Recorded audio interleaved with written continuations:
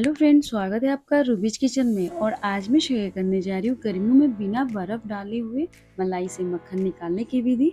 और साथ ही इससे हम बहुत ही इजी तरीके से शुद्ध घी बनाकर तैयार करेंगे घर पर।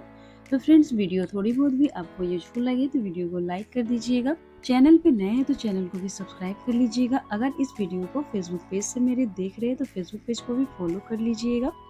मलाई से मक्खन निकालने के लिए सबसे पहले हम मलाई इकट्ठी कर लेते हैं। मलाई को स्टोर करने के लिए यहाँ पर स्टील का बाउल लिया है।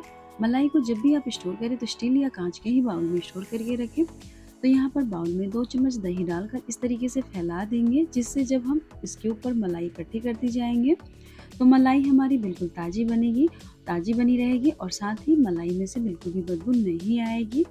तो अब यहाँ पर बर्तन हमारा तैयार है मलाई इकट्ठा करने के लिए। मलाई के लिए दूध को अच्छे से उबाल लेंगे। उबालने के बाद ठंडा कर लेंगे और ठंडा होने के बाद फ्रिज में रख देंगे 4 से 5 घंटे के लिए। तो इस तरीके से मोटी परत जो मलाई की इकट्ठी हो जाती है तो उसे ही हमें स्टोर करना है। तो इसे एक जाली वाले स्पैचुला या छन्नी से इस तरीके से रखेंगे, जिससे जो भी एक्स्ट्रा दूध है वो बर्तन में ही रह जाएगा और यहाँ पर बस मलाई ही हमारी इकट्ठी होगी।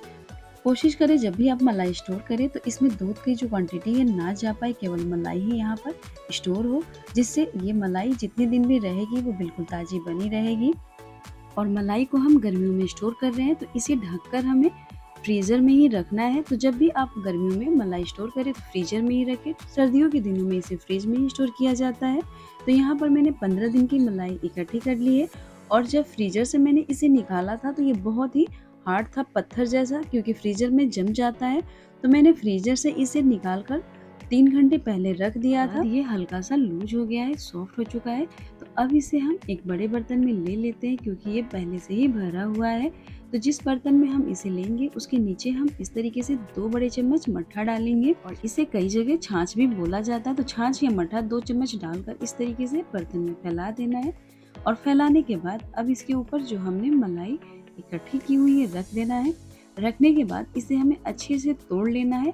तो यहाँ पर आप चाहें तो मथनी का भी यूज कर सकते हैं। अभी इसे हम चम्मच से ही तोड़ लेंगे और एक सार कर लेंगे। देख सकते हैं कहीं कहीं बड़े बड़े से गुटके दिख रहे हैं मलाई के। तो जैसे जैसे इसे हम तोड़ते जाएंगे ये थोड़ा सा लिक्विडी होता जाएगा कंसिस्टेंसी में। गर्मियों में मलाई से मक्खन निकालने के लिए बहुत ही इजी तरीका है। इसमें हम ना तो किसी भी इलेक्ट्रिक मशीन का यूज करेंगे और ना ही बर्फ के टुकड़े डालेंगे। बहुत ही इजी, बहुत ही कम टाइम में मलाई से मक्खन निकलकर हमारा रेडी हो जाएगा। देख सकते हैं मिक्स करने के बाद इस तरीके से हमारा मलाई एकसार हो गया है। थोड़े बहुत जो मलाई के टुकड़े रह गए हैं वो थोड़ी देर में अपने आप सॉफ्ट हो जाएंगे जब हम इसे रखेंगे। मलाई जब अच्छे से इस तरीके से मिक्स हो जाए तो अब इसे हमें ढककर रख देना है 4 से 5 घंटे के लिए, दिन में अगर रख रहे हैं तो। और अगर इसे आप सुबह सुबह बना रहे हो तो इसे रात में ही रख दे मिक्स करके। मैं इसे शाम के टाइम में बना रही हूँ तो इसीलिए इसे मैंने दिन में ही मिक्स करके रख दिया है। 4 घंटे के बाद इसे फ्रिज में 1 घंटे के लिए रख देंगे, जिससे ये अच्छे से ठंडा हो जाए और जब इससे हम मक्खन निकालें तो आसानी से निकल जाए। अगर रात में अगर आप इसे रख रहे हो और अर्ली मॉर्निंग इसे बना रहे हो तो फ्रिज में रखने की ज़रूरत नहीं पड़ेगी। तो यहाँ पर आप देख सकते हैं बहुत ही ज़्यादा ये गाढ़ा हो चुका है और कुछ आपको इस तरीके से दाने दाने टाइप से दानेदार दिख रहे होंगे, हल्के हल्के। तो बस अब यहाँ से हमें मुश्किल से 1 से 2 मिनट ही लगेगा मक्खन निकालने में। यहाँ से अब आप दही को मिक्स करने के लिए इस तरीके से वुडन वाले जो मथनी आती है उससे भी मिक्स कर सकते हैं। और मैं यहाँ पर स्टील वाला जो हैंड विस्कर आता है उसी से इसे मिक्स करूँगी, मुझे इसी से आसानी लगती है। तो आपको जो इजी लगे आप उसी से इसे यहाँ से मिक्स करें। तो यहाँ पर इसे देखेंगे कि जैसे जैसे मिक्स करते जाएंगे ये क्रीमी से दानेदार टेक्सचर में आ जाएगा।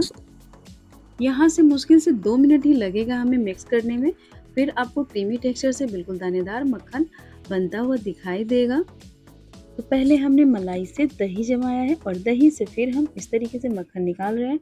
इस तरीके से बनाया हुआ मक्खन और मक्खन से घी बहुत ही ज़्यादा अच्छा होता है और इसका जो टेस्ट भी बहुत ही बढ़िया आता है। लंबे समय तक अगर आप इस घी को रखेंगे तो ख़राब नहीं होगा। तो यहाँ पर हमारा मक्खन देख सकते हैं बन चुका है। थोड़ा सा गर्मी का टाइम है तो इसीलिए जो थके थके दिखते हैं एकदम से एक साथ वो थोड़ा कम दिखेगा, क्योंकि मैंने ठंडा पानी भी अभी यूज़ नहीं किया है। हाथों से छूने पर अब हाथों में ये चिपक नहीं रहा है और अब बड़े-बड़े थक्के बनना स्टार्ट हो चुके हैं, तो अब यहीं पर हम पानी डाल देंगे। तो यहाँ पर आप मटके का भी पानी डाल सकते हैं। मेरे पास हल्का ही ठंडा पानी था, उसे ही मैंने यहाँ पर डाल दिया है। पानी डालने से जो हमारे थोड़े-थोड़े बैचेज़ में दिख रहे हैं मक्खन, वो एक साथ थक्के में दिखने लगेंगे। और गर्मी के टाइम में अगर आप बना रहे हो तो यहाँ पर ठंडा पानी ही डालें, सर्दियों में नॉर्मल पानी डालें। तो यहाँ पर मैंने बहुत ही कम पानी का यूज़ किया है। पानी डालते ही आप देख सकते हैं सारे मक्खन ऊपर तैरने लगे हैं और थक्के भी दिखने लगे हैं। तो अब हम इसे हाथों से निकाल लेंगे। बहुत ही कम टाइम में हमारा मक्खन बनकर तैयार हो गया। 2 मिनट ही लगा है मुझे इसे मिक्स करने में। 2 मिनट के बाद ही मलाई के दही से हमारा मक्खन अलग हो चुका है। कितनी आसानी से आप देख सकते हैं, हाथों में बिल्कुल भी अभी ये चिपक नहीं रहा है। तो अब हम इकट्ठा कर लेंगे और इसके बाद अब इसे हम निकाल लेंगे। मक्खन से जो भी एक्स्ट्रा छाछ है हम हाथों से इस तरीके से दबा दबा कर निकालेंगे तो अच्छे से छाछ अलग हो जाएंगे मक्खन से। गर्मियों का टाइम चल रहा है तो इसमें ज़्यादा दिन की इकट्ठी की हुई मलाई में से थोड़ी बहुत स्मेल सी रहती है, तो इसीलिए मक्खन को निकालने के बाद इसे 2 से 3 पानी अच्छे से हमें धो लेना है। तो यहाँ पर कढ़ाई में मैंने मक्खन को निकाल लिया है और यहाँ पर जो बचे हुए छाछ है इससे हम चाहे तो पनीर या दही जमा सकते हैं। इससे बचे हुए जो छाछ का मैंने दही के लिए यूज किया था, क्योंकि हल्का सा इसमें से स्मेल आ रहा था गर्मी का टाइम होने की वजह से। और जमी हुई दही से आप कढ़ी बनाएं, बहुत ही ज़्यादा टेस्टी बनती है। और हफ्ते से 10 दिन की ही अगर आपके मलाई से मक्खन और मक्खन से बचे हुए जो छाछ है तो आप उससे पनीर भी बना सकते हैं। और यहाँ पर मक्खन को 2 पानी अच्छे से धो लेंगे और यहाँ पर मैंने ठंडा पानी डालकर 2 पानी अच्छे से धो लिया है। ठंडा पानी डालेंगे तो और अच्छे से ये धुल जाएगा और इस तरीके से मक्खन थोड़ा सा हार्ड हो जाएगा। और अगर आप डेली यूज के लिए मक्खन बनाना चाहते हैं तो कम दिन की मलाई को ही इसी तरीके से आप इकट्ठी कर लें। डेली यूज के लिए 3 से 4 दिन के लिए मलाई काफ़ी रहेगा। इसी तरीके से मक्खन निकालने के बाद हल्का सा नमक और कलर के लिए अगर आप चाहें तो मार्केट जैसा दिखने के लिए हल्दी पाउडर या फूड कलर ऐड कर दे, तो फिर मार्केट जैसा ही आपका मक्खन घर पर ही बनकर तैयार हो जाएगा। मक्खन से यहाँ पर हम घी बनाने वाले हैं तो इसे हम गर्म होने के लिए रख देंगे गैस पर और यहाँ पर फ्लेम को लो कर दे। इसके बाद यहाँ पर एक चम्मच या इस तरीके से छन्नी बीचों बीच रख देंगे और इसके बाद इसे इस कलर तक आने तक पका लेना है। बीच बीच में चलाते रहें ताकि नीचे खुरचन इसका चिपके नहीं कढ़ाई के तली में। और यहाँ पर देख सकते हैं हल्का सा ब्राउन होना स्टार्ट हो चुका है, तो हमें इस स्टेज तक आने तक पका लेना है। मक्खन को पकाते टाइम आँच को धीमी रखें। धीमी आँच पर पकाया हुआ जो मक्खन है और उससे बना हुआ घी है वो बहुत ही अच्छा बनता है।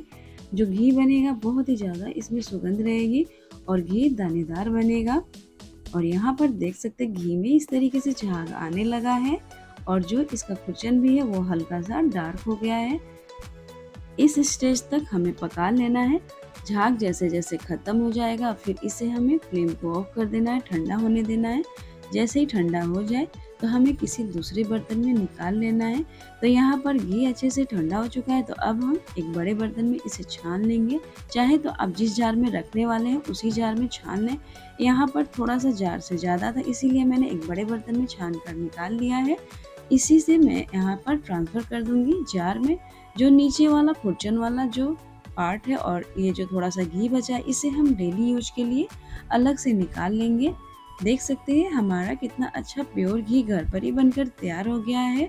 और जो ये हमने नीचे तली वाला यानी कि खुरचन वाला घी बचा उसे मैंने डेली के लिए निकाल लिया है। इससे हम स्टोर करने वाले घी में नहीं मिक्स करेंगे। जो नीचे का खुरचन बचता है थोड़ा बहुत इसमें कण चले जाते हैं जिससे घी देखने में अच्छा नहीं लगता है।